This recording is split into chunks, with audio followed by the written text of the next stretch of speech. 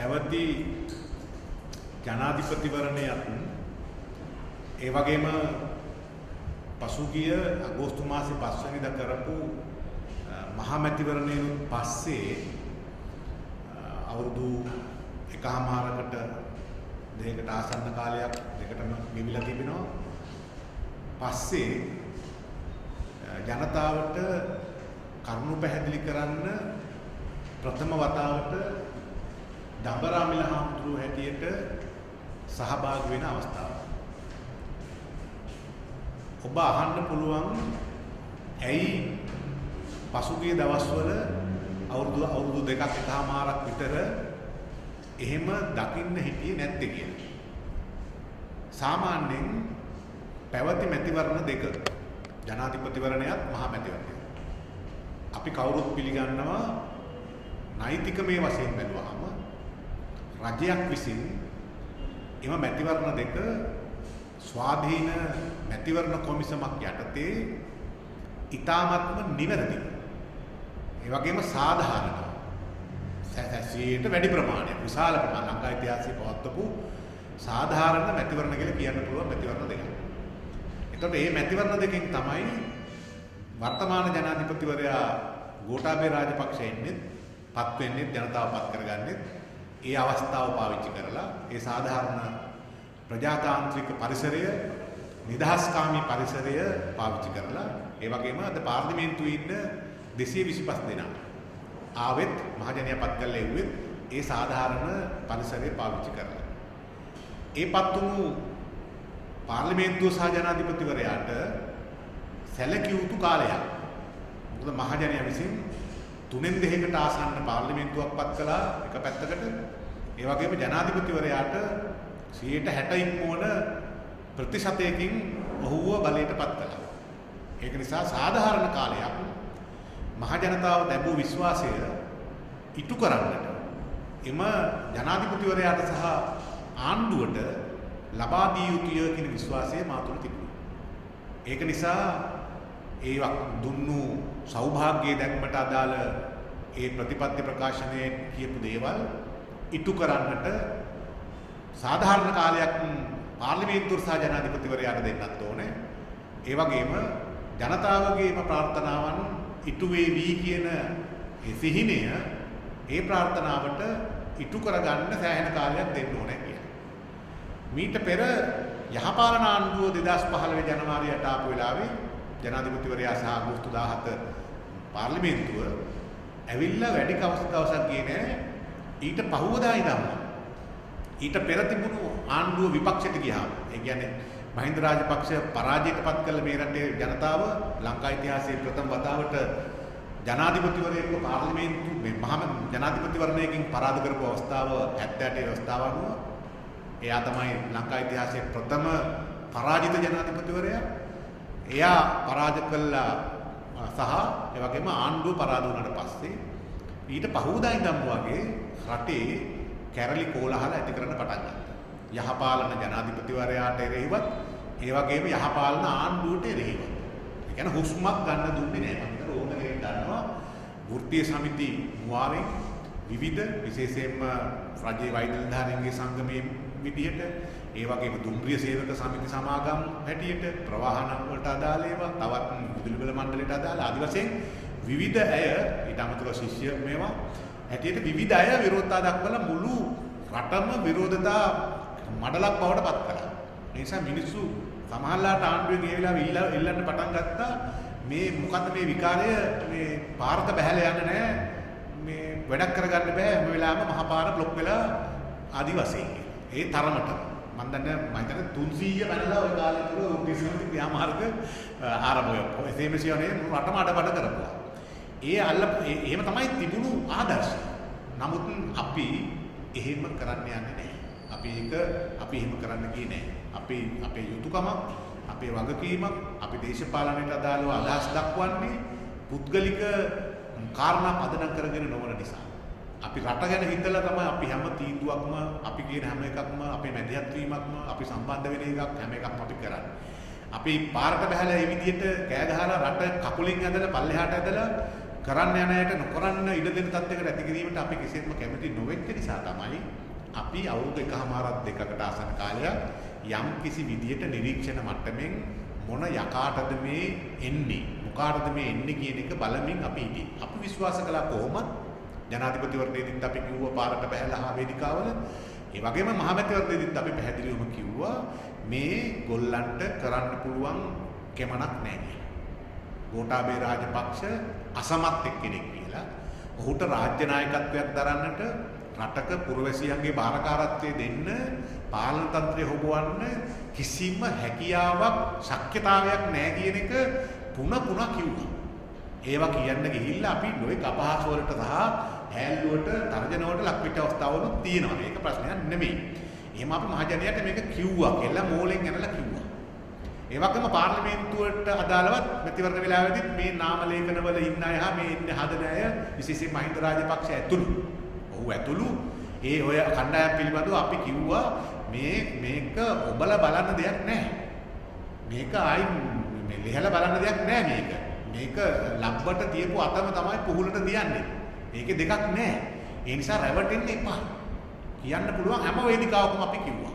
මේක එකතුම් රටේ දේශපාලනයට අදාළ වෙන නිදහස ප්‍රජාතන්ත්‍රවාදය අන්තර් සාමයික සහජීවනයේ සම්බන්ධව රිකන්සිලියේෂන් වලට අදාළ ඒවා සංහිඳියාවට අදාළ ඒවා අන්තර්ජාතික වශයෙන් අපේ මිත්‍රත්වයේ රටවල් සම්බන්ධ කරන ගනුදෙනු වලට අදාළ කාරණය ආර්ථිකයට සම්බන්ධ වෙන දේ මානව හිමිකම් සම්බන්ධව වෙන දේ ඕගොල්ලන්ට ලියන්න කියන්න මාධ්‍ය භාවිතයට අදාළ වෙන දේවල් ගැන ඒගොල්ලන්ගේ ඉතිහාසයෙන් පාඩම් ඉගෙන ගත්ත අපි ඒවා තීරු කියා දුන්නා. එකින් එක කියා දුන්නා. නමුත් ඒක මහජනයා අහුම්කම් දුන්නේ නැහැ. මහජනයා වෙනුවට වෙන ගමනක් ගියා. මහජනයාට ඒ අපි කියන දේ අහන්නට සලස්සන් නැති වෙන විදිහට කල්ලි කණ්ඩායම් සහ නැත්නම් මාධ්‍ය ආයතනත් වැඩියක් තුනක්. ඒකත් එහෙමත් වුණා. එහෙමත් වෙලා කොහොම හරි ඔය අසත්‍ය කතා බිල්ලෝ ඒ වගේ සිදු නොවන ඒවා සිදු වෙනවා කියා උපකල්පනය කොට ඇත්ත නැත්ත කළා ආගම හා ජාතිය හා ප්‍රාදේශීයකම් හා විවිධකම් සේරම බෙදන්නට ඕන විදිහට පාවිච්චි කරලා රට සම්පූර්ණම එකම කැඳ හැලියක් බවට පත් කළා තමයි ඔවුන්ගේ මැතිවරණ ව්‍යාපාරය මෙහෙව්වේ ඔය සෞභාග්‍ය දැක්ම හරි මොකක් හරි කියාගෙන එකක් ආපුව කොම කළේ එහෙමයි. ඒක ජයග්‍රහණය කළා. ඒ කියන්නේ ඒක ජයග්‍රහණය කළා කියන්නේ එම ඔවුන්ගේ අරමුණ ඊට උනා මහජනයා මගින් කරගන්න පුළුවන් වුණා. හැබැයි අභිලාෂයන් කරගන්න බෑ කියන එක අපි කල් තියා කිව්වා. ඒ නිසා එනකොට හොඳ නෑ කෙල්ල ගෙට ගන්නෝ කියන එක පව අපි කාටි කිව්වා. නමුත් මහජනයාකට හුඟක් දුන්නේ ඒ වගේම හුඟක් දෙන්න දුන්නෙත් නෑ. ඒ නිසාම රටේ භික්ෂු මහසෙලා විශේෂයෙන්ම සෑහෙන ප්‍රමාණයක් මේ රට ගැන නොසිතා මේ පුද්ගල කේන්ද්‍රීයව තිබුණු ප්‍රේම පදනම් කරගෙන බැඳීම් පදනම් කරගෙන එහෙම නැත්නම් ලාභ සත්කාර වෙන දේවල් පදනම් කරගෙන සම්පූර්ණයෙන්ම මහජනයාගේ මොළය වෙන පැත්තකට හැරෙනවා. සිහින මැව්වා. වෙන කතා කිව්වා. යහපාලන ආණ්ඩුව කරගෙන ගිය යහපත් කරුණු හැම එකක්ම වෙන විදිහට අර්ථ නිරූපණය කරමින් අනුමත දෙන්න පටන් ගත්තා. ඒ නිසා තමයි මේ தත්ත්වය ඇතිලා මේ පාලන බලයට වුන් ආවේ. දැන් අද සෞභාග්‍ය දැක්ම ඔබේ අතේ තියෙනවා. මම රටේ ජනතාවගෙන් ඉල්ලනවා 69 ලක්ෂයෙන් සෞභාග්‍ය දැක්මේ පළවෙනි පිටුවේ ඉඳලා සෞභාග්‍ය දැක්ම කියන මාතෘකාව ඉඳලා ඒ පොතේ ප්‍රතිපත්ති ප්‍රකාශනයේ මාතෘකාවේ සෞභාග්‍ය කියන එකේ ඉඳලා දැක්ම කියන එක දක්වා විස්තර කරන්න පළවෙනි පිටුවේ ඉඳන් බලන්න ආපස්සට. ඒ වගේම දෙවෙනි පිටුවට යන්න. ඒකේ කියපු දේවල් බලන්න. තුන්වෙනි පිටුවට යන්න. හතරවෙනි පිටුවට යන්න. කොහොම මුළු අන්තිම පිටු ටික දක්වා යන්න අද එදා කිව්ව දෙයි අද කරන දෙයි අතර තත්ත්ව කොහොමද කියලා. ඔබ කරනවා යයි විශ්වාස කළ සෞභාග්‍ය දැක්ම පදනම් කරගෙන දැකලා නම් ඡන්දේ දුන්නේ මේගොල්ලන්ට. ඒ අනුව නම් මොන්න බලයටපත් කළේ අද ඔබ හොඳට බිම උලාගෙන මූණත් හොඳට උලාගෙන ඇත් දෙක ලොකු කළා ඇඳුම් ඇඳගෙන හරි නැතු හරි ප්‍රශ්නයක් නැහැ. ආපස්සේ හැරලා බලන්න කොහොමද වැඩේ කියලා. යන්නේ මොන පැත්තටද කියලා. කොහොමද දැන් යන්නේ යස රඟට අපූර්වට ඔබ හිතූ දේවල් ඒ විදිහට පිටු වෙනවද කියලා. 100%ක්. තව ඊට එහා ඉලක්කමක් තියෙනවා නම් ඒක ගලපන්න පුළුවන් උදාහරණයක් ගන්න. සෞභාග්‍යයේ දැක්මට 100%ක්ම ප්‍රතිවිරුද්ධ දිශාවකට තමයි අද සමාජ ආර්ථික දේශපාලනික ජාත්‍යන්තර මානව හිමිකම් මාධ්‍ය නිදහස ඇතුළු කොට ඇති ඔවුන්ගේ පුද්ගලික ජීවිත සම්බන්ධව මේ දැක්මවල උදාහරණවල අද අපිට සපයමින් තියෙනවා. අනිත් පැත්තට හරවන ගමනක් අද ඔවුන් යමින් තිබෙනවා. ඉතින් ඒක නිසා අපි දුන්නු කාලය අර විවේකයේ ඉන්ටර්වල් එක දැන් අවසන්. ඒ නිසා දැන් පුරවැසියන් හැටියට විශේෂයෙන් වගකිය යුතු පුරවැසියන් හැටියට අර මැතිවරණ දෙකේදීම රට තිබුණු තැනට වඩා ඉදිරියට ගෙන යන්න ඕනේ කියන සත්භාවයෙන් විශ්වාස කරපු පුද්ගලෙක් හැටියට දැන් මම කල්පනා කළා එනකොට හොඳ නැහැ කෙල්ල ගෙට ගනු කියලා මහජනයාට කියන්නේ. දැන් ඒකට කාලෝ අයම්තේ නියම කාලය දැන් ඇවිල්ලා තිබෙනවා. ඒ නිසා රටේ ජනතාවට කියන්නේ වැඩිහිටි ඒ වගේම තරුණ ශිෂ්‍ය කම්කරු පූජ්‍ය පූජක ඇතුළු සකල විද මේ රටට ආදරය කරන සැබෑ දේශමානක ජනයාට දැන් කාරණා ටික නැවත වතාවක් කියා දෙන්න වෙලා තිබෙනවාය පහදන්න ඕනයි කියන එක ස්ථාවරින් දැන් අපි ඇහිලා තිබෙනවා. ඉතින් සාධාරණ සමාජයක් සඳහා වූ ජාතික ව්‍යාපාරය මාදුළුවාවේ සෝබිත ගෞරවනීය ලොකු ස්වාමීන් වහන්සේ හාමුදුරුවෝ ආරම්භ කළේ සත්භාවයෙන් සත පහක දෙයක් බලාපොරොත්තු නොවේ. මාතෘ භූමිය ඉදිරියට ගෙන යන්න ඕනේ කියන අදහසින්.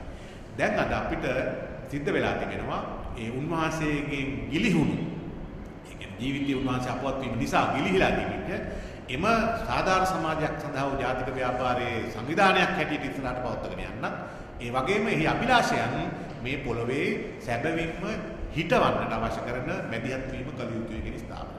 ඉතින් ඒක අපි දැන් ආරම්භ කරනවා අද ඉඳලා විශේෂයෙන්ම දඹරාමිල හිමියන් හැටියට මම මැදිහත් වෙනවා දිගටම ඒ අපේ తాවකාලිකව අපි කොමාවක් දාලා නතර කරලා තිබුණු තැනේ සිට නැවත අපි ස්ටාර්ට් කරනවා මාතෘ භූමියට සැබෑ නිදහස අත්පත් කර ගැනීම අරගලයට අවශ්‍ය කරන උපරිම මැදිහත් වීම අපි සිදු කරන්න කල්පනා කරලා තියෙනවා. ඒක තමයි අද මම මේ පසුබිම කිව්වේ නැත්තම් ඔබ අහනවා මොකද මේ දැන් කාලයක් නැතුව ඉඳලා ආදි වශයෙන් කියලා. ඒක තමයි වෙන හේතුවක් කිසිවක් නැහැ. සමහරව හිතන්න පුළුවන් මේ තර්ජන කිරීම නිසා කියලා. දැන් ඒක නම් හැබැයි නැත්තක් වෙන්න පුළුවන් හිතනවා මොකද විජේදාස රාජපක්ෂ මහත්තයාට කරලා තියෙන දේ අර බලනවා. මට එහෙම කතන්දරයක් ඇත්තටම උනේ නැහැ තවම.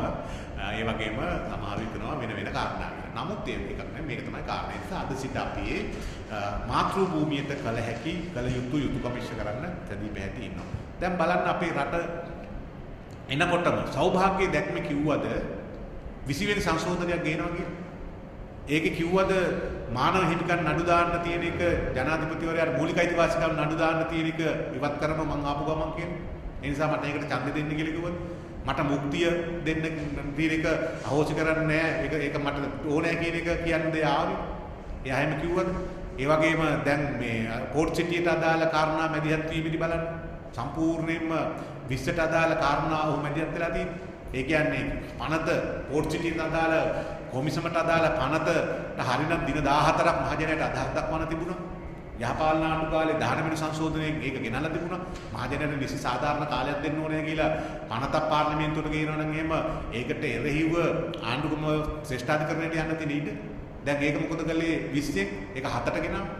7ට ගෙනල්ලා ඒ විතරක් නෙමෙයි නිවාඩු කාල ගණනාවක් ඇල්ලුවා ඒකට.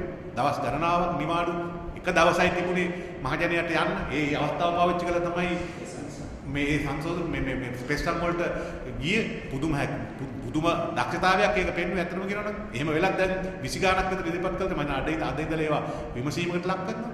එතකොට එතනත් ජනාධිපති 20 බලපෑම තමයි ඇති කළේ. 20 බලපෑම තමයි ඇති කළේ තියෙන්නේ. මුළු බලයම තමන්ගේ අතට සම්පූර්ණ ගත්තා.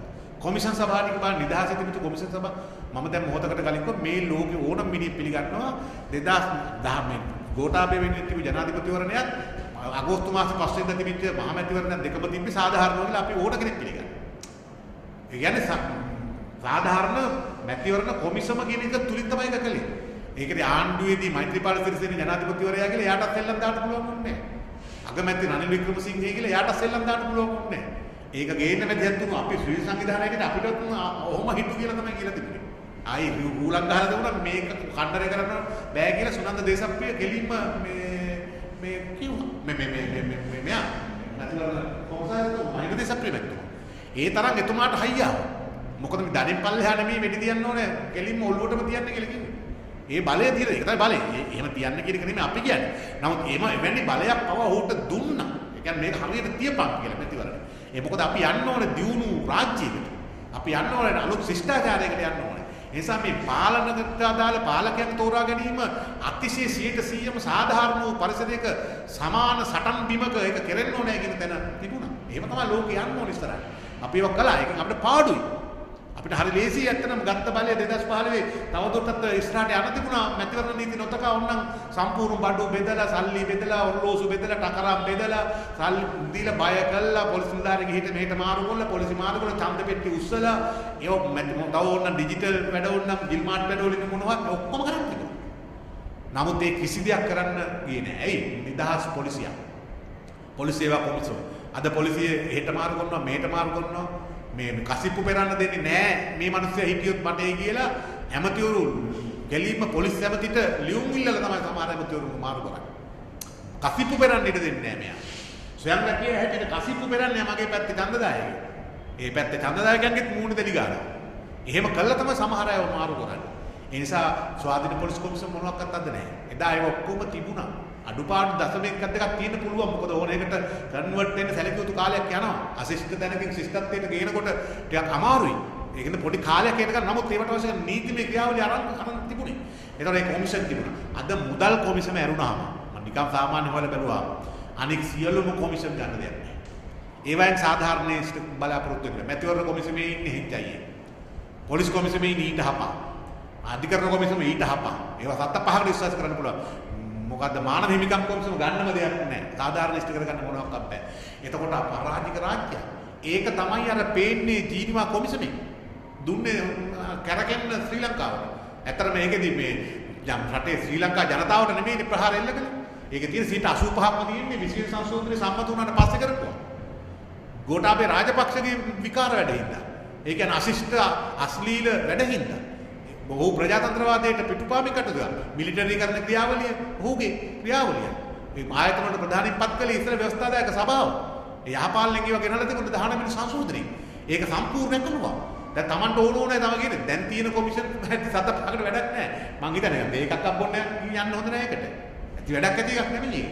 ඒ වගේ සම්පූර්ණ කන පිට හරවලා තියෙනවා. ඒ නිසා අද අරාජ්‍ය වෙලා. ඒක රිසල්ට් එක තමයි ජීනිවා කොමිෂමෙන් පෙන්නන්නේ. මම හිතනවා මේක සමාජයේ තාම දන්නේ නැහැ මේකේ ප්‍රතිඵලය අති භයානක ප්‍රතිඵල එන්නේ මැද මුලට නෙමෙයි. එන්නේ ගෝඨාභයට නෙමෙයි එන්නේ. එන්නේ මේ රටේ අහිංසක දුප්පත් සිංහල දෙමළ මුස්ලිම් ජනතාව. සම්බාධක බහුපාර්ශ්වීය හෝ ඒකපාර්ශ්වීය රටවල් දැම්මොත් එහෙම මේ කර්ම පදනම් කරගෙන එතන තමයි එන්නේ. ඒක අනිවාර්යෙන් වෙනවා. වෙනස් කරගත්තේ නැත්තම් එතෙන්ට ඒ ආවොත් අපි ඔක්කොම දුක් විඳිනවා. මොකද අපිට අද මේ ස්වයං පෝෂිත ආර්ථිකයක්ගේ අරක කම මේක බහදාගෙන කම්ගේ පට්ට බුරු. එහෙම කරන්න බෑ. පුළුවන් සමහර භාණ්ඩ කීපයකට. ඔන්නම් හාල් වලින් ස්වයං පෝෂිත වෙන්න පුළුවන්. නැත්නම් එළවලු ටික ඔන්න හදාගන්න පුළුවන්. එළවලු හාල් කකා හිටපන්. ඒකද අද මිනිස්සුගේ අවස්ථාව එච්චරද? මිනිස්සුගේ අවස්ථාව අසීමිතයි. විවිධ අභිලාෂයන් මිනිස්සු අදින්නේ ගෝලීකරණ ලෝකයක් තුළ. සමාජ ඉස්සරහට ගිහිල්ලා තියෙනවා. ඒ නිසා මිනිස්සුන්ට අනිවාර්යෙන් ලෝකේ රාජ්‍යයන් එක ගනුදෙනු කරන්න. එක්ස්පෝර්ට් ඉම්පෝර්ට් ඕනේ. විශේෂයෙන්ම ඉම්පෝර්ට් ඕනේ අපේ රටට. විවිධ දේවල් ගෙන්න ගන්න ඕනේ. ගෙන්න ගන්නකොට මිත්‍රපාක්ෂිකකම් තියෙන්න ඕනේ. රටවල් එක ගනුදෙනු කරලා තියෙනවනේ යාළුවෝ හැටියට. ඒ නිසා නොබැඳී ලයින් එක අල්ලලාගෙන ඉන්නේ ඒකයි අපි. අපි ඉන්නෝනේ ඒකේ. අපි මේ පුංචි දූපත. මහා ශිල්පදන් කරන්නේ කාලතුවක්කුවත් 60 ගණන් වල ගෙනාවු කාලතුවක්කු තියෙන්නේ. සුද්දාගෙන් ගෙනාවු. එහෙම එකක් යුද බලයක් හරියට මොනවක් අපිට නැහැ. ඒක අපි භූගෝලීය පොඩි තැනක් පොඩි රටක්.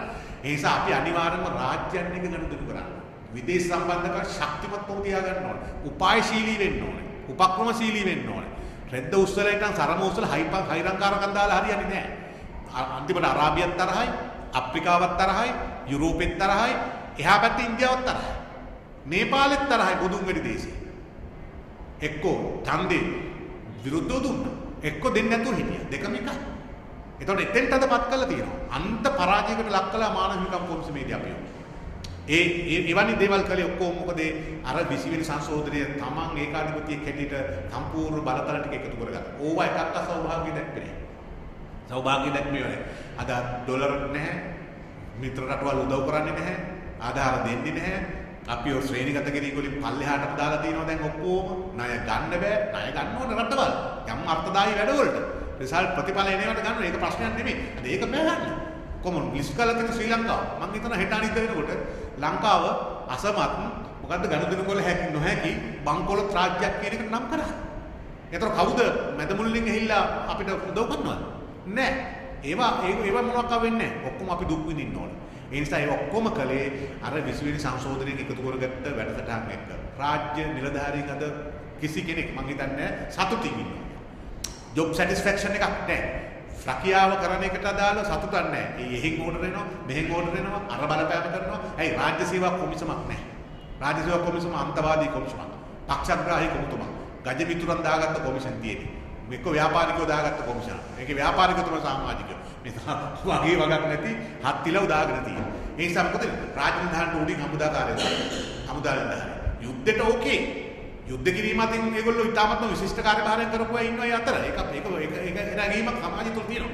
ඒ මිනිසුන්ගේ මූණෙත් දෙන්නේ. ඒ මිනිසුන් නැති කරත් අපේ තත්ත්වයක් තියාගෙන හිටියන ඇයි වරාය බාර දෙනවා, අරක බාර දෙනවා, පාරිභෝගික මොකක්ද එක බාර දෙනවා, ගිහිල්ලා නානවා, නාලි වල ලයිට් නානවා. අන්තිමට හාල් බිල් අඩු වෙන්නෙත් නැහැ, වරාය ෆන්ක්ෂන් වෙන්නෙත් නැහැ, සෞඛ්‍ය අමාත්‍යාංශේ ෆන්ක්ෂන් වෙන්නෙත් නැහැ. ඇයි? හමුදා කරන්න බැරි වැඩ මිනිසුන්ට දීලා. ලෝකෙට යනවා මිලිටරි රාජ්‍යයක සංකල්ප මේ තියෙන්නේ කියලා. ඒ මොකද හේතුව ජනාධිපතිවරයා හමුදාව ඉහළම කෙනෙක් නොවුනත් කර්නල්වරයෙක් හරි ටික කාලයක් හරි ඉඳලා තියෙනවා. කර්නල් කෙනෙක් පල්ලෙහා මට්ටමේ කෙනෙක් කර්නල්වරයෙක් හරි ඉඳලා තියෙනවා. ඒතකොට ලොක්කත් එහෙමයි ආයතන වල පත් කරලා තියෙන්නේ එහෙමයි රාජ්‍ය ආයතන වල පත් කරලා තියෙන්නේ එහෙමයි රටට සලකයි එතකොට. මොකද දෙයි මේ ලෝකේ අතට දෙයි හරි ෂෝ ප්‍රජාතන්ත්‍රවාදී තියෙන. යන්නේ මිලිටරි. ඊළඟට අපේ උදව් දෙන අය ඉන්නවා ඇමතිවරු කියනවා හිට්ලර් වෙලා මදි තවම නෑ නියම මේ ලයින් එකට ඇහිලා නෑ තාම මේකයි මේ ප්‍රශ්නේ කියලා ඒගොල්ලෝ තේරුම් ගන්න ඉන්නේ. එන්න කලින් කිව්ව හාමුදුරුවෝ නමක් හිට්ලර් වගේ වෙන්න කියලා අපිට ඕනේ හැමෙක් කෙනෙක් කියලා. ජර්මන් තානාපති කාර්යාලයෙන් නිවේදන නිකුත් කළා හිට්ලර් ගැන ඔයගොල්ලෝ දන්නවා මදි කියලා. දන්නේ නෑ කියලා. හිට්ලර් වගේ වෙන්න කියලා. මමත් කියනවා හිට්ලර් වගේ වෙන්න කියලා හරින එකක් ඇයි? හිට්ලර් වගේ වුණාම අන්තිමට Tamanට පිට තියාගෙන මැරෙන්න වෙනවා. හිට්ලර් අවසානයේදී සිය දිවි නසා ගන්නවා. අප්‍රේල් මාසේ 30 වෙනිදා 1945 දී. එතකොට ගෝඨාභයටත් හිට්ලර් කෙනෙක් වෙන්න කියලා කියන්නේ වෙඩි තියාගන්න කියලා. අර මිලියන ගණනක් කෝටි ගණනක් මහජනයව ඝාතනය කරපු ඝාතකයෙක් වෙන්න කියලා කියන වර්ගයේ සිවුරු දරාගත්ත හාදියොත් ඉන්නවා. ඇමතිවරුත් දැන් මේ මොඩල් එකේ හිතන්න පටන් අරන් තියෙනවා. මේ නාලා ඉන්නේ හොඳටම. ලෝකේ හොඳටම හතර ඝාතක වැටලා ඉන්නවා. මේ සාමූහික ගමන යන්නේ නැතිකම මනුෂ්‍යත්වයේ නැති නිදහස්කාමී ගමන යන්නේ නැති ප්‍රජාතන්ත්‍රවාදී පරිසරය නැති කළා ඒක. තවමත් කියනවා ඇමතිවරු කියනවා ඔයා හිට්ලර් ලෙවල් එකේ වොලියුම් එක මදි තව වොලියුම් එක වැඩි කරන්න ඕනේ නියම ඔරිජිනල් එකට එන්න වොලියුම් එක 100% පයින්න ඕනේ ස්පීඩ් මීටරේ කියලා. එතකොට තමයිලු නියම මේ පස්සට විසඳන්න පුළුවන්. අපිටත් තේරෙනවලු ඒක නැති හින්දා තමයිලු මේ කචල් එක තියෙන්නේ. කචල් එකක් තියෙන බව තේරෙනවා. කචල් එක ඇති වෙලා තියෙන්නේ මොන හේතු මතද කියලා ඒක විග්‍රහ කරගන්න දන්නේ නැති හත් කිලෝ මෝඩ ඇමතිවරු ඉන්නේ. මේ නානවා තවත් නානවා. ඉතින් එවැනි තත්යකට ඇති කරලා තියෙනවා. දැන් මේ පෝට් සිටි. දැන් මේ මොකක් අපි ඕන කෙනෙක් පිළිගන්නවා ආයෝජන ඕකේ. ආයෝජන ගෙන්න ගන්න ඕන තමයි ලෝකේ. නව මේ තත්ත්වෙත් එක්ක ගෝලීය තත්ත්වයන් එක්ක තනි රටකට ජීවත් වෙන්න බෑ. ඒක හරි. ඒ කියන තමයි ඒක පෝට් සිටි ආරම්භ කිරීම අවුලක් නෑ. ඒක අලුත් නගරයක් ඇත්තට මුල්‍ය හරි මොන නම කිව්වත් ආයෝජකයෝ ගෙන්න ගන්න ඕනේ කියන තත්ත්වයට අදාළ ව්‍යාපාර කළ හැකි තැනක් වලට ඒකපත් කරන්න ඕනේ කියන ප්‍රශ්නයක් නෑ. හැබැයි රටේ ස්වෛරීත්වය, රටේ ස්වාධිපත්‍ය, භෞමික අඛණ්ඩතාවය, ගෝලීය කලාපීය සුහදත්වය, කලාපීය ආරක්ෂාව, රටේ ජාතික ආරක්ෂාව ඇතුළු කාරණා ගොඩාක් එක්කත් ඒ වගේම රටේ වටිනායයි කියන සංස්කෘතික අගය ඒ ඔක්කොම තියා ගනිමින් ඕනේ ඒක කරන්න. ඒකට යටත්වයි කරන්න. හා පාරිසරික හැම එකක්ම ඒ ඔක්කොම දීලා ඉවර වෙලා මේ ආයෝජන කොච්චර ආවත් අපිට වැඩක් නැහැ. මම හිතනවා ආයෝජකයෝ මේ ගණිකාව ගෙන්න ගන්නම ආයෝජක ගණිකාව වෘත්ත කළා කියලා ආයෝජකයෙක් ඉන්නේ නැහැ. ඊළඟට කැසිනෝ ගහන්නම කියලා ආයෝජකයෙක් ඉන්නේ නැහැ. ඊළඟට මේක චීනාට මේක සින්නක්කරව දීලා තියෙනවා. ඒ නිසාම දුන්නාම ආයෝජක චීන සින්නක්කර ඉදමක් යම් අපි ඒකට යම් කියලා මේ යුරෝපයෙන් හරි මැදපෙරදිගින් හරි දෙසින් ආසියාවේ කියන මේ ආර්ථික නැම්මත් එක්ක ඉන්න ව්‍යාපාරික ධනවතු එහෙම වෙන්නේ නැහැ. එහෙමනම් ඉන්දියාවත් පාකිස්තානේ නැගීනවා, බංග්ලාදේශේ නැගීනවා, ඔක්කොම නැගීන මුළු ආසියාවම තමයි ඉදිරි ආර්ථික ලෝකේ බලවත් කලාපෙ වෙන්නේ ඒක හරි. ඒතර ඒ ඔක්කොමත් එක්ක තියාගත්ත ගමනක් යනවා. චීනෙට අක්කර හෙක්ටයාර ගණන් දුන්නාම ඉන්දියාව මොකද කරන්නේ? පාකිස්තානෙට මොකද වෙන්නේ? බංග්ලාදේශයේ සම්බන්ධකාරයන් කරන්නේ. ඇමරිකාව සම්බන්ධ කරන්න ක්‍රියාමාර්ග මොනවද වෙන්නේ? මොනවාද මුදල් විසුද්ධිකරණ මධ්‍යස්ථාන බවට පත් වෙනවා කියන අනුතරවත් ඒ මොකද වෙන්නේ? ඒක ලෝකෙට තිකන්න බලපෑම. ඒ නිසා එවැනි වගේ කිසිවක් නොසිතා තමයි මේ මුළු මේකම හදලා තියෙන්නේ. මුළු කොමිෂන් වලම පනත ඇතුළත් කෙටුම්පත් ඉදිරිපත් කරලා තියෙන්නේ එවැනිම. ඒ මොකද හේතුව මේ පිස්සුවක් තියෙන ඇත්තටම මේ අපේ පාලකයන්ට මේ රටට තීරණාත්මක වැඩක් කරනකොට ඒක මහජනයාට යොමු කරලා පක්ෂත් එක්ක කතා කරලා සිවිල් සොසයිටි එකත් එක්ක කතා කරලා ලොකු කාලයක් ඒකට දීලා දවල පත්‍රයක් හැටියට හරි මොකක් හරි මගුලක් හරි දාලා හිට මුළු සමාජය තුළ සාකච්ඡාවක් ගෙන්නපු ටර්නින් පොයින්ට් එකක්. හැරවුම් ලක්ෂයක් පෝට් සිටි කියන්නේ ඇත්ත. හොඳ පැත්තට ගත්තොත් එහෙම නැත්නම් ඉතින් චීනක පැත්තට හරවන්නේ. ටර්නින් පොයින්ට් වෙලා තියෙන්නේ කොයි පැත්තටද? චීන මේක වෙලා තියෙන්නේ. අපේ රටට ටර්නින් පොයින්ට් නැහැ. අපි කියන්නේ අපේ රටට ටර්නින් පොයින්ට් එකක් කරන්න ඕනේ මේක. ඒක හරි. ඒ ටර්නින් පොයින්ට් එක හැරවුම් ලක්ෂය ඕකේ. ඒකයි කරන්න නම් අර විදිහට කටයුතු කරන්න නම් මුලින්ම දැනුවත් කියන දේ. මේක තන්නේ කර දෙයක්. අනිත් එක මැදිහත් වෙලා තියෙන කප්‍රාල්ල වගේ දියා බැලුවාම මේකට මැදිහත් වෙලා අපි නම් වොයිස් එකක් දෙන්නේ මේ රට ගැන හිතලා කියන එක මේ ලෝකෙදී විශ්වාස කරන්නේ. මොකද ඒක කප්‍රාල්ලගේ හිස්ටරි එක ඉතිහාසය එහෙම එක්කන හොඳ එකක් කියලා නෙමෙයි අහලා තියෙන ඕන කෙනෙක් දන්න ප්‍රශ්න ගොඩක් එක්ක තිබුණා. ඒකින් කරදෙනුවට අදාළ කාරණය බැංක මොකද්ද බොන්ඩ් එක අදාළ කාරණාවට අදාළ කාරණා අද පෝට් සිටිට අදාළ ඔහුගේ දරුවන් එකේ ප්‍රධාන නිල බවට පත් කරලා තියෙන ඔක්කොම බැලුවා. කන්ෆ්ලික්ට් ඔෆ් ඉන්ටරෙස්ට් වෙන්න පුළුවන්. නැත්තේ නෑ. මම වෙන්නේ නම් මගේ පුතා නම් ඉන්නේ මම ඉතින් ෆයිට් එක දෙනවා තමයි පුතා ඉන්න ආයතන ආරක්ෂා කරා. ඒක මේ මිනිස්සුන්ගේ හැටි. ඒකට ඒ නිසා එවැනි කෙනෙක් කියන එක මේ රට අපි විශ්වාස කරලා කිසිම සූදානම් නැහැ. ඒ නිසා ඔහුගේ නායකත්වයට ඔහු වොයිස් එකක් දෙන්න ඇත්තටම පෝට් සිටි එක ආරම්භ කිරීමට බලපාපු සුද්ධ වූ අරමුණට ඩැමේජ් කරනවා. මේක මම හිතන්නේ ගෝඨාභය තේරුම් ගන්න ඕන එකක්. ඒක මහින්ද රාජපක්ෂ තේරුම් ගන්න ඕන එකක්. පෝට් සිටි එක ආරම්භ කළේ මේ මහින්ද රාජපක්ෂලා නෙමෙයි. 2001 රිගේනින් ශ්‍රී ලංකා රනිල් වික්‍රමසිංහ සංකල්පයක් කරගෙන ඊට පස්සේ ඒක මූල්‍ය නගරයක් හැටියට කරනකත් අප්පා ආපහු විකාශනය වෙලා තියෙන එක ප්‍රශ්නයක් නැහැ. නම මොකක් වුණත් කමක් නැහැ. ආයෝජනය කියනවා. නිදහස් ආයෝජන කලාප නිදහස් නිෂ්පාදන කලාප ඕනෑ කියන එක ලෝකෙ පිළිගන්න එක. ඒක හරි. ඒ නිසා මේකේ ඉන්න මේක තනි කරන් වෙනම රට. මේකේ අර මොන්ටිවීඩියෝ සම්මුතියට අනුව තියෙන කරුණු හතරම මේකේ තියෙනවා. වෙනම කලාප වෙනම ජනගහනයක් ඉන්නවා. ඕකේ මේක වෙනම දේශ සීමාවක් තියෙනවා. භූමියක් තියෙනවා. ඒ වගේම ජාත්‍යන්තර ගනුදෙනු කරන්න පුළුවන් ස්වාධීනව පාර්ලිමේන්තුව ඕනේ නැහැ. අධිකරණ කතන්දර බලපාන්නේ බේරුම් කරන ක්‍රියාවලිය අධිකරණයෙන් පිටින් එතන කරගන්නවට කරගෙන යනවා. ඇතුළේ දෙගොල්ලෝ ගහගත්ත ආයෝජකෙක් හරි ගණුකරුවෙක් හරි ගහගත්තා නම් පෝට් සිටි කලාපය තුළ ඒක අපේ අධිකරණ පද්ධතිය තුළ විසඳගත්තු ප්‍රශ්නයක් නිසා මේක වෙනම අධිකරණයක් ඇතුලේ එහෙ තියෙන්නේ නැහැ. ඒක අපේ අධිකරණ පද්ධතිය තුළ තියෙනවා. එතකොට රාජ්‍ය පරිපාලන අමාත්‍යාංශය දැන් දක්වලකින් ගහලා තියෙන්නේ මේක ශ්‍රී ලංකාව සතු භූමියකට අදාළ කොටසක් කියන ගහලා තියෙනවා. ඒකට ඩැමේජ් දෙන්න බෑ. ඒක නම් මහනගර සභාව කොළඹ නගර සභාවට යටත් වෙන්න ඕනේ. අනික පළාත් සභාව පනතට අනුව අද ඒකේ මේ බලය බෙදාහරන ක්‍රියාවලියට අදාළ විශේෂ ගණනාවකට අදාළ වැඩ ටිකක් ඒකේ තියෙනවා. ඒ ඔක්කොම වළංගු වෙන්න ඕනේ. ඒවට ඕකේ නම් විතරයි එන්න ඕන ආයෝජක එන මොකක් හරි එන්න ඕනේ. එහෙම නැතුව මේ උම්මා එකක් දුන්නාට පස්සේ අපි ඊට පස්සේ මුළු ඔක්කොම එකම දීලා හරියන්නේ නැහැ. උම්මා එකක් දුන්නාට පස්සේ ඇඟට කොට වෙන්නත් ඉඩ දෙනවා. එහෙම බෑ. ඕකම දොන්දුවන් ධර්මපාලට දොන්දුවන් ධර්මපාල ගලක් තියෙනවා. ඒ නිසා ගෝඨාභය රාජපක්ෂ දොන්දුවන් ධර්මපාල වර්ගයේ කෙනෙක් වෙන්න එපා.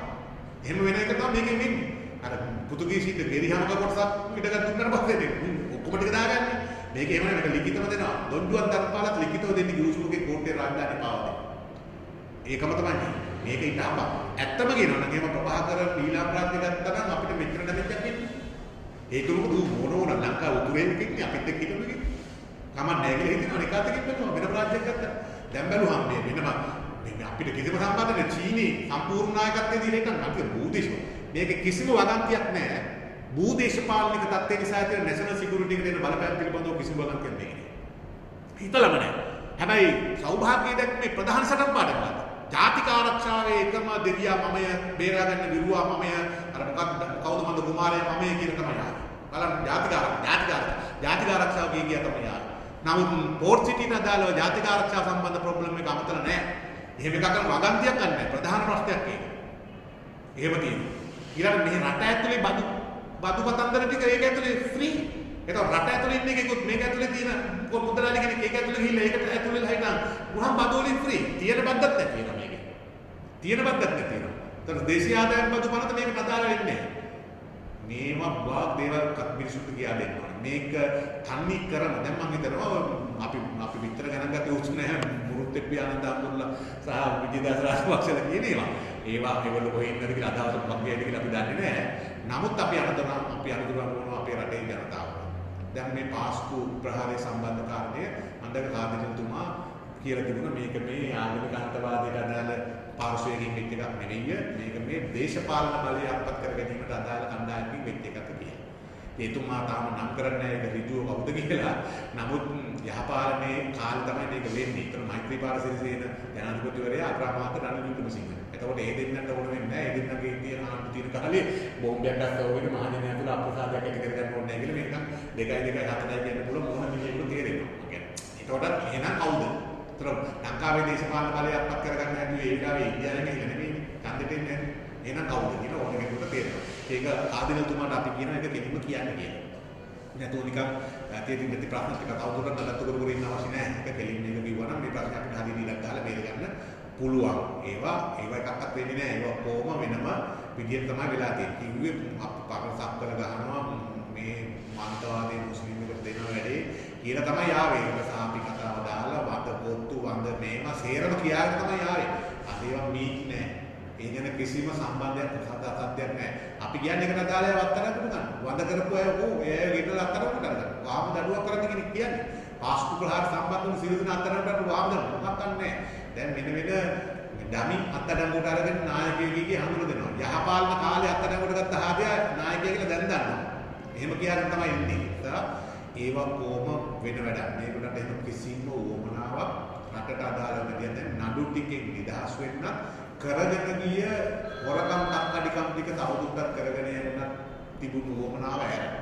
වෙන කිසිම උවමනාවක් ඒ පසුගිය ජනාධිපතිවරණයේ පසුගිය මහමැතිවරණයේදී මේ කණ්ඩායම තිබුණේ නැහැ කියන එක අවධාරණය කරන්න. ඒ නිසා දැන් හොඳට අස්තර බලන්න ඔබ සිහිනවල ඉන්නවා නම් 69 ලක්ෂයට විශේෂයෙන් කියන්නේ සිහිනවලට ඉන්නවා නම් ආපසු හැරී බලන්න ඔබට දැන් දැනෙන්න පටන් ගන්නවා ඇති. ඇඟට දැනෙලා ඇති, සාක්කුවට දැනෙලා ඇති, හිතට හදවතට දැන් දැනෙලා ඇති, නිදහසට දැන් දැනෙලා ඇති. Facebook එකේ මම තහනම් කිරීමට අවශ්‍ය කරන ක්‍රියාවලින් ලැහැත්ති කරමින් ඉන්නවා. ඒකට අදාළ නීති රීතිත් දෙනවා. දැන් කතා කරන්න තියෙන පින්තූරයක් උමාරු කරගන්න තියෙන අදහසක් කමෙන්ට් එකක් දාපන්න තියෙන අදහසත් අපිට ප්‍රමාණිකව ඊට අරිදෙනකොට අහෝසු වෙයි. අපිට නෙමෙයි එම ආණ්ඩුවේ මන්ත්‍රී කෙනෙක් වන ජනාධිපති නීතිඥ හිටපු නීතිඥ සංගමයේ සභාපති වන විජේදාස රාජපක්ෂ මහත්තයා කියන විදිහට එතුමාටද ඒ නියම භාෂාවෙන් ඒ ලොකු තැන විසින් කතා කරපු එක ගැන එතුමා මාධ්‍යමත් කියන කිව්වා. එතුමාට එහෙම නම් සාමාන්‍ය ඔබ 69 ලක්ෂය වන ඔබට වෙන්නේ මොකද කියන එක දැන් තේරුම් ගන්න අසේන සම්පත් සම්බන්ධයෙන් කාරණේවත් එහෙමයි. අසත්සාලි මැතිතුමා සම්බන්ධයෙන් කාරණා ශානි අබේසේකර මැතිතුමා සම්බන්ධයෙන් අපි ඒවා දකිනවා ඒවා කොහොමද ලොක් කරගෙන යන්නේ කියලා. ඉතින් ඒ නිසා මේක රට වනසන රට අනිත් පැත්තට ගෙනියන අපි යම් ප්‍රමාණයකින් රට 2015 ගෙනල්ලා ස්ථාවර කළා යහපත් මනුස්සකමින් පිරුණු රාජ්‍යයක් ඇතුළේ ලෝකයේ ඉදිරියේ උසවා තබපු එක එහෙම් පිටින්ම අනිත් පැත්තට. ඒක නිසා තමයි වේදනාව තියෙන්නේ. ඒ නිසා අපි රටේ ජනතාවගෙන් ඉල්ලනවා සියලුම පුරවැසියන්ගෙන් වදින් සටන්. වහාම මාතෘ භූමිය මේ යන ගමන වළක්වන්න අවශ්‍ය කරන දායකත්වයේ ඉන්න තැන්වල ඉඳගෙන දෙන්න. අපි ශිෂ්‍යයන්ට කියනවා වදින් සටන් මාතෘ භූමිය පාවා දීමට එරෙහිව. රට ඇතුලේ තව රටක් හදන එකට එරෙහිව. රටේ ස්වෛරීත්වයට හානි කිරීමට යන ගමන, රටේ නිදහස, භෞමික අඛණ්ඩතාවය, ස්වෛරීත්වය, කලාපීය නිදහස, රටේ ජාතික ආරක්ෂාවට කරන්න යන මේ හානිය වැළැක්වීම සඳහා සටන් වදින්න කියලා අපි ඉල්ලා සිටිනවා. ඒ වෙනුවෙන් ප්‍රජාතාන්ත්‍රික තලයේ කළ හැකි සියලුම සටන් උපාය මාර්ගයන්, සටන් ක්‍රම ඒ වෙනුවෙන් පාවිච්චි කරන්න ඒ වෙනුවෙන් මෙදියත් දෙන්න කියලා අපි ඉල්ලා සිටිනවා. මේ රටේ දේශපාලන පක්ෂවලින්, පක්ෂ භේදයෙන් තොරව, ආගමික සංවිධාන වලින්, ඒ ආගමික භේද වලින් තොරව, ජාතික සංවිධාන වලින්, ඒ ජාතිකත්ව භේද වලින් තොරව ශිෂ්‍ය ආදී හැම කෙනෙක්ම අපි ඉල්ලා සිටිනවා. සාධාරණ සමාජයක් සඳහා වූ ජාතික ව්‍යාපාරය තම ඓතිහාසික භූමිකාව එදා ඉතිහාසයේ සිදු කරලා යහපාලනය ගෙනල්ලා මේ රට විශාල රාජ්‍යයක් බවට, විශිෂ්ට රාජ්‍යයක් බවට ක්‍රමානුකූලව ගේන්න අවශ්‍ය කරන ඒ ප්‍රතිපත්තිමය ස්ථාවරයන් ඒවා නෛතික මේ බවට පත් කරපු ක්‍රියාවලිය නැවත වතාවක් ඉදිරියට ගෙන යාම සඳහා අවශ්‍ය කරන වැඩියක් වීම වෙනුවෙන් කිසිදු අඩුවක් නොකොට මාදුරුවාවේ සෝවිත හාමුදුරුවන්ට පින් දෙමින් උන්වහන්සේට කරන සංග්‍රහයක් ඇටියට සැලකිල්ලක් ඇටියට මතු කරමින් අපේ කටයුතු කරනවා. ඒ සඳහා ජාතික ව්‍යාපාරයක් ඇටියට සාධාරණ සමාජයක් සඳහා ජාතික ව්‍යාපාරය ඒ සඳහා කිසිදු පැකිලීමකින් තොරව මුහුණට මුහුණ සටන, අඛණ්ඩ සටන අතරමැද කිසිදු සාකච්ඡාවකින් තොරව මාතෘභූමියේ ස්වෛරීත්වයේ නිදහස, භෞමික අඛණ්ඩතාවය කියන එක සම්බන්ධ කාරණේදී අතරමැද කිසිදු සමාදානයකින් තොරව සටන් වැදීම සඳහා සිය නායකත්වය හැංගි නෙමෙයි මහාමාවේ එලිපිට මූණට මුණ ඒකට අදාළ නායකත්වය දෙනවය සටන් වදිනවායි කියන එක අවධාරණය කරමින් ඒ සඳහා සියලු දෙනාම එකතු වෙන්නේ කියන ආරාධනාව කරමින් අදහස් දැක්වීම